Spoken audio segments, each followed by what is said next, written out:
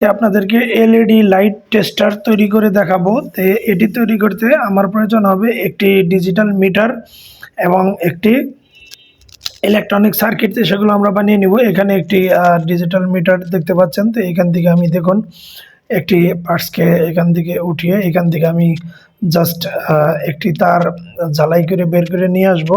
তো এখানে একটি তার ঝালাই করে বের করে নিয়ে আসলে তো এখান থেকে টোটাল দুটি তার আসবে।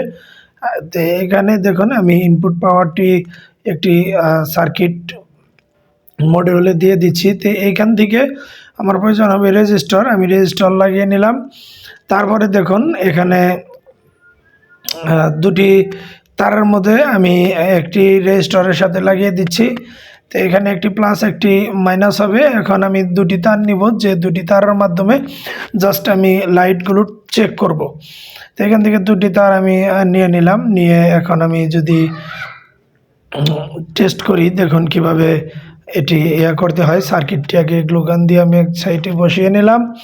তো এটি বসানো হয়ে গেছে। জাস্ট এখন একটি পাওয়ার সাপ্লাই প্রয়োজন। সো একটি মোবাইলের চার্জার নেব, মোবাইলের চার্জারটি নিয়ে সেখান থেকে আমি কিন্তু এই কাজটি করব। তো সার্কিটের মধ্যে আগে আমি মোবাইলের চার্জারের ইয়াটা প্লাগ ইন করবো। আর এখানে যে ভেরিয়েবল রেজিস্টারটি দেখতে পাচ্ছেন ঘুরাইতেছি, তো এটি ঘুরিয়ে কিন্তু আমি ভোল্টেজের কম বেশি করব। তো এখানে ভোল্টেজ বুস্টার হিসাবেও আমরা কাজ করতে পারবো। দেখুন আমি কমিয়ে বাড়িয়ে এটি আপনাকে দেখাবো ভোল্টেজের বুস্টার কীভাবে করতে হয়। তো এখানে 15.7 ভোল্ট দেখাচ্ছে। দেখুন আমি ভেরিয়েবল ঘুরাইলে এটি কম বেশি হবে। তো আমি আগে একটু চেক করে নিব। তো চেক করার জন্য দেখুন কি কি করা লাগে।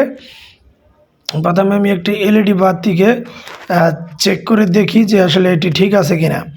তো একটি এলইডি বাতি আমি নিয়ে নিচ্ছি, নিয়ে এই দুটি টার্মিনাল দিয়ে আমি সুন্দরভাবে চেক করব। দেখুন যখন শর্ট করতেছি তখন কিন্তু 0 হয়ে যাচ্ছে। সো এখানে এই এলইডি বাতিটি আমি একটু জ্বালিয়ে দেখব, দেখি এটি চলে কিনা। দেখুন এটি জ্বলে উঠছে। সো এটির ভোল্টেজ 2.6 ভোল্ট। তো এটার ভোল্টেজটা কত সেটাও দেখা যাবে। এটা দিয়ে আপনি পরপর কয়েকটা এলইডিকে একত্রেও চালাতে পারবেন। আমরা সবসময় ইলেকট্রনিক্সের ভিডিও নিয়ে আপনাদের সামনে হাজির হই। যদি আমাদের ভিডিওগুলো ভালো লাগে অবশ্যই লাইক, কমেন্টস ও শেয়ার করবেন।